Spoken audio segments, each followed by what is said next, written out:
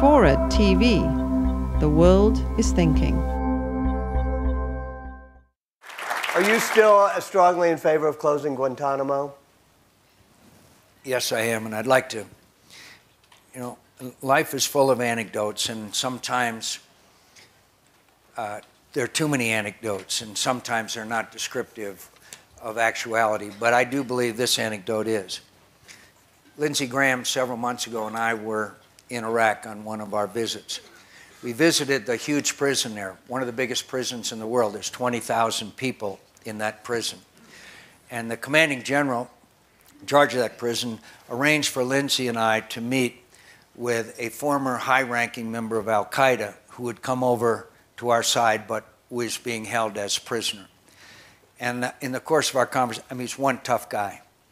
And in the course of our conversation, I said to him, I said, how did you succeed? How did you, Al-Qaeda, succeed and do so well after we Americans and our coalition achieved such a tremendous military success in our initial invasion? He said two things. He said one was the total chaos that existed in our country, total lawlessness. Old scores were settled, murders, kidnapping, rape, destruction, looting. The entire country was looted. That drew people to our side. He said second, our best recruiting tool that allowed us to recruit thousands was Abu Ghraib. He said Abu Ghraib. Now, my friends, what is the moral superiority of the United States of America if we torture prisoners? We can't do it. We can't do it. We can't do it. So I'm for closing Guantanamo Bay because it's become a symbol. It may be one of the nicest places in the world to live in, but it has become a symbol, and we need to close Guantanamo Bay. Then why were you so furious at the Supreme Court decision saying that they had the rights to appeal to courts? Because I think they have certain rights, and I think we have just seen in this recent trial that the process can move forward, and it's years too late, and the process should have moved forward. And I wasn't happy, frankly, with the decision. I would have, you know, from what the evidence that I had, he probably should have spent more time in prison.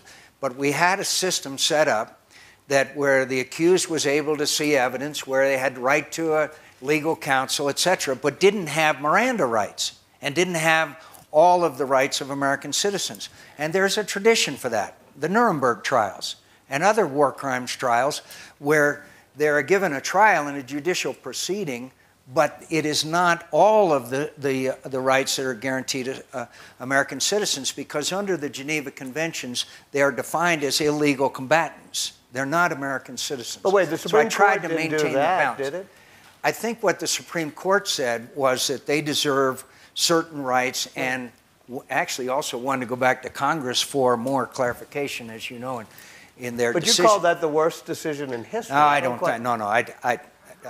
Sometimes I'm given to a little hyperbole. Let you off the hook now. As you have already noticed, I thought it was a bad decision, but I also think we can fix it, and I think we may have been able to prove to the courts, if we can move forward with these judicial proceedings, which some in the media described as a, quote, blow to the Bush administration because it was a light sentence. I thought it was justice. And so I hope that we can move forward with more trials and that way convince the court.